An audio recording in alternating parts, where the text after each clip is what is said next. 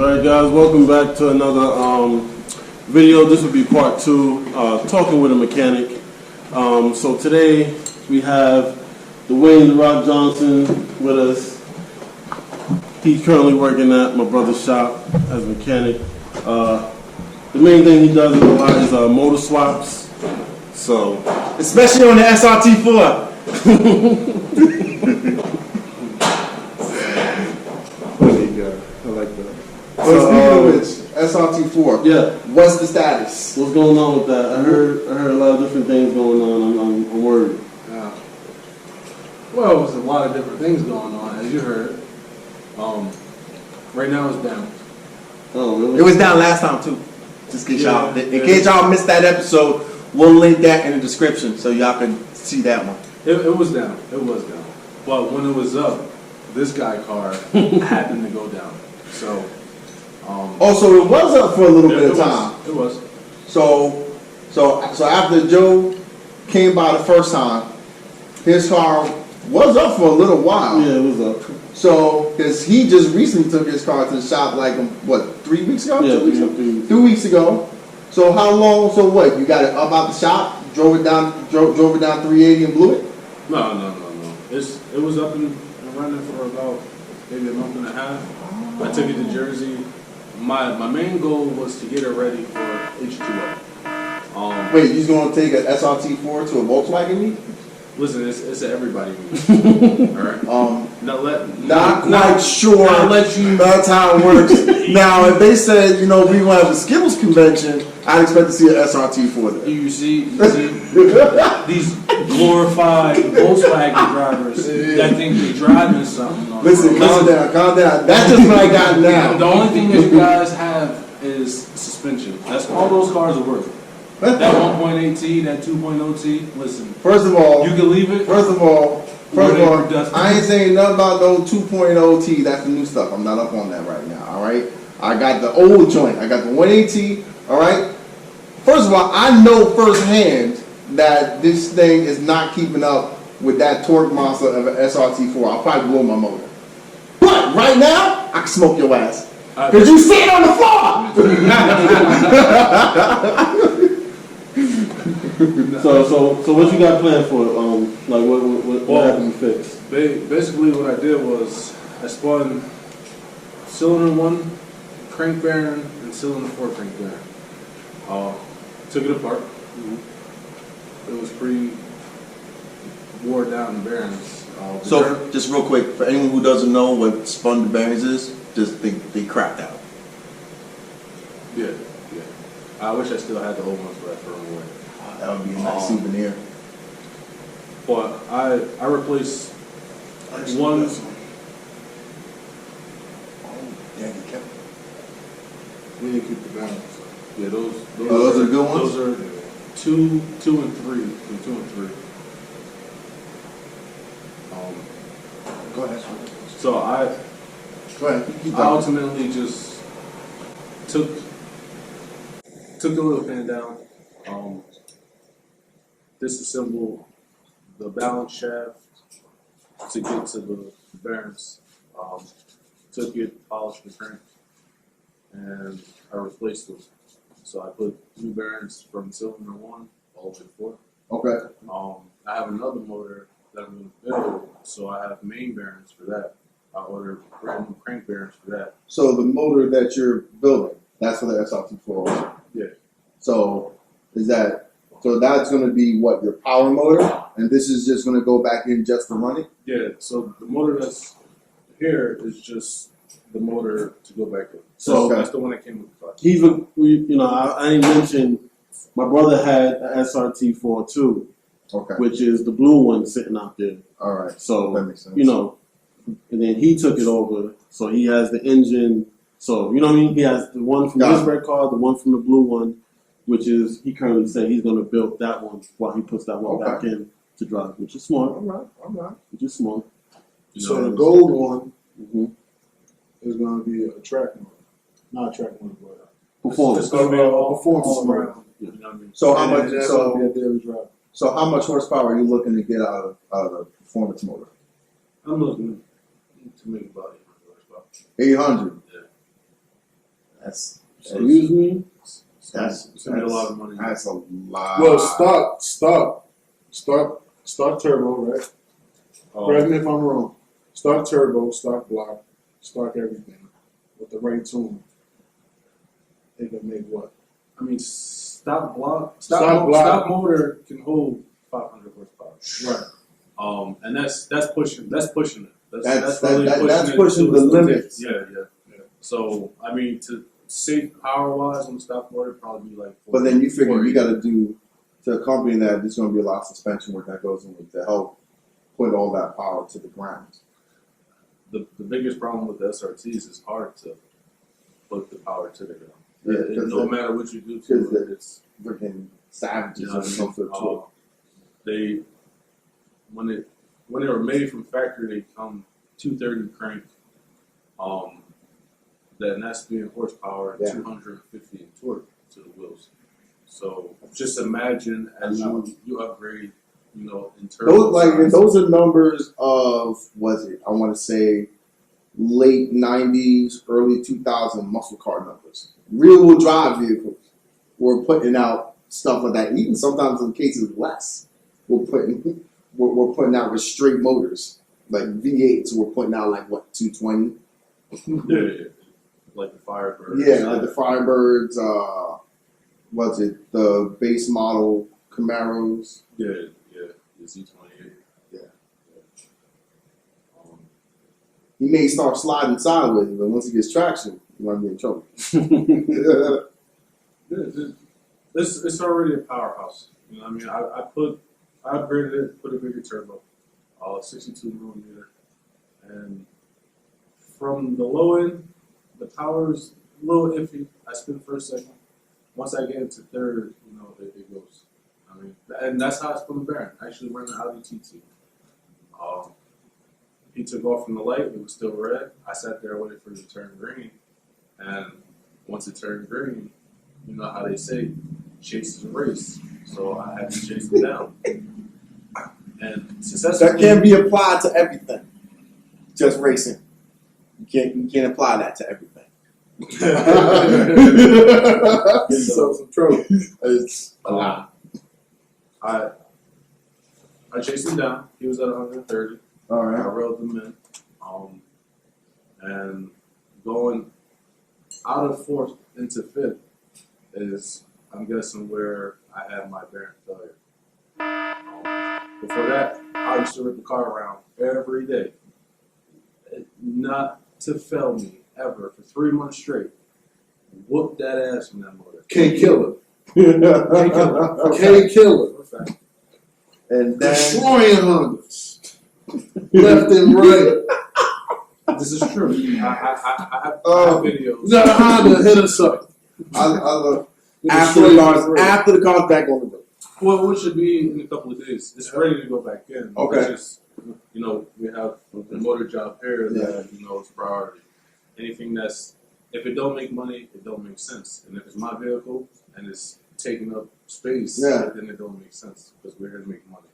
You know what I mean? And to have happy customers. You know what I mean? Fixated on happy customers. So let me ask you. So, how many motor swaps do you, I say, average a month? Because I'm not going to say a week because that's you know, depending on the motor, what you got to take out, what you're fixing. It could take a while with parts coming and stuff. So about a month, how many motors are you swapping and or repairing? I'll say maybe 10 to 10 the most. 10 motors a Yeah. month? That sound about right? That's because of choice. You know what Okay. I'm saying? Every like when you ask me that question, like what you wouldn't do, Mm-hmm. all money isn't good. You know what I'm saying? And True. if a car come in here and it's not up to par, where it's like if I touch something, I won't break something else. Rust issues and stuff like that, you know, it become a liability. Yeah. So then you have to turn down jobs. You know what I mean? Mhm. Just because you don't want to try to fix something and something else breaks, And that's out of your control. sometimes you gotta be the bearer of bad news and be like, this car's trash. Right. Just throw it and roll it off that slope over there. Now, if we lived in Florida, where we won't have to deal with rust issues and stuff like that, I'm pretty sure that number will go up. And some months it fluctuates. Yeah. Some months it can be. And the one thing I like to add, especially if you live up here where we live, and you know the people that live up here, you know they don't take care of their car. There's people who do no oil change, no change the filter, they don't change their tires. They go out here in the winter, ball tires, anything. And then they come bring it to you and they're like, oh, I don't know what happened to this thing. Mhm. You're like, oh, did you do that? And they just look at you like, oh, I didn't know I had to do that. Right. I didn't know I had to do the coolant flush and Everybody- transmission flush. That's another good comment.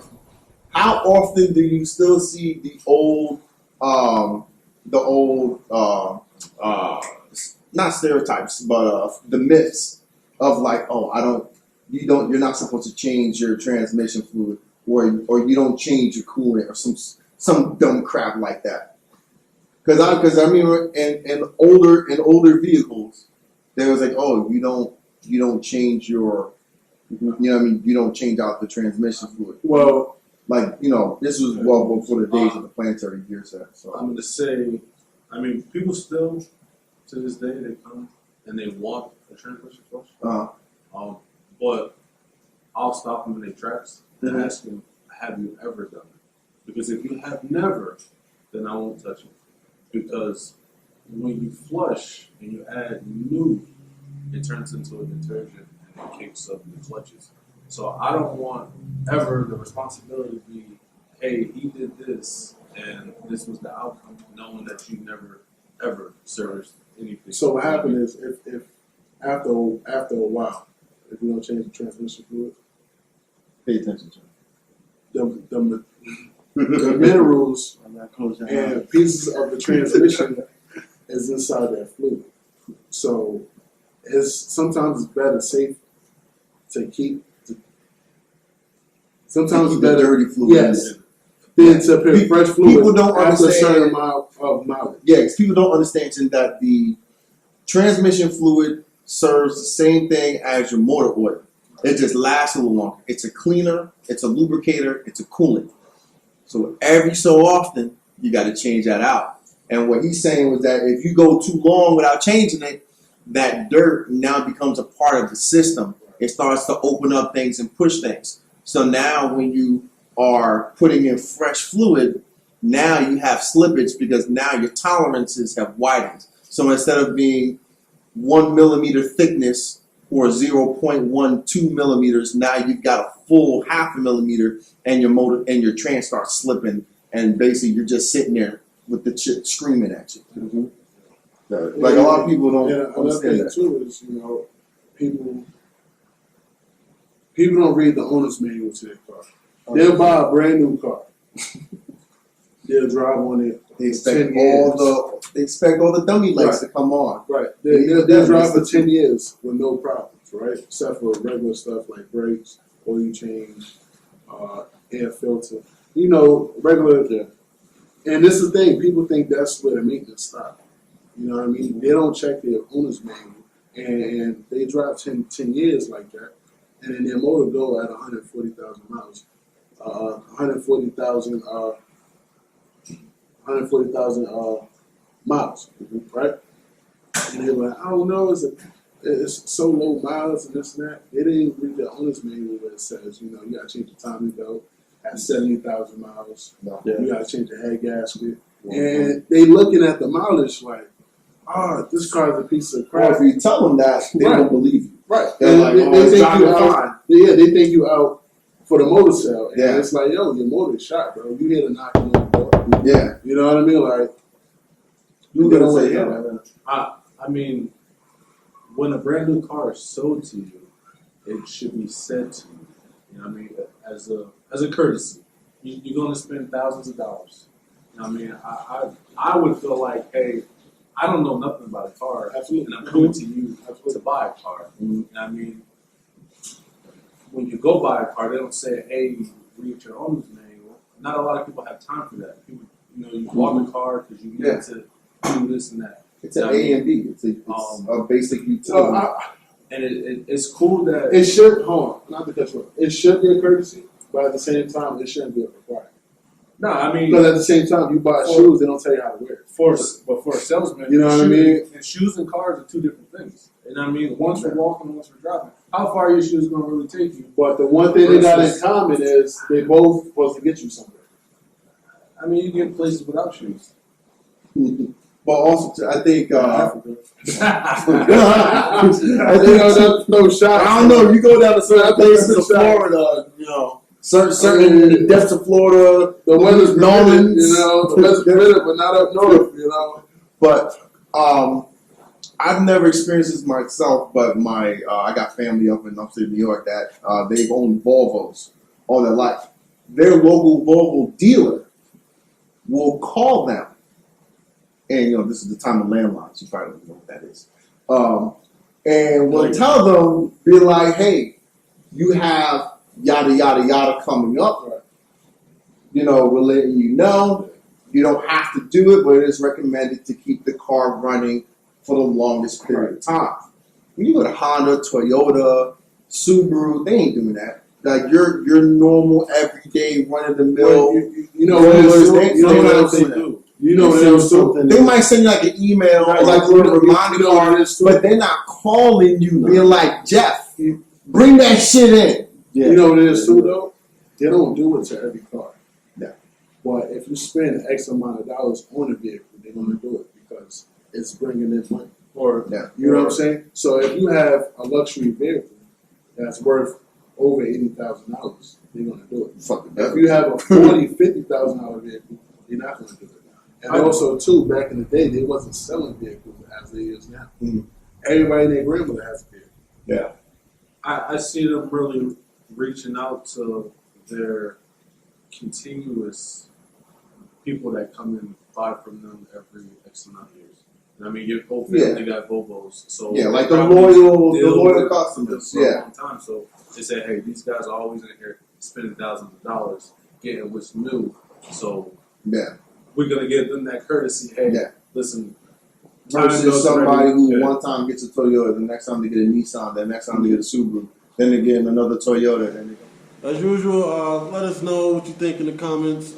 Subscribe, like, comment, share, share. And visit Quarter Mile, Quarter Mile Performance, located in the Pocono Mountains. right on. 420. 423.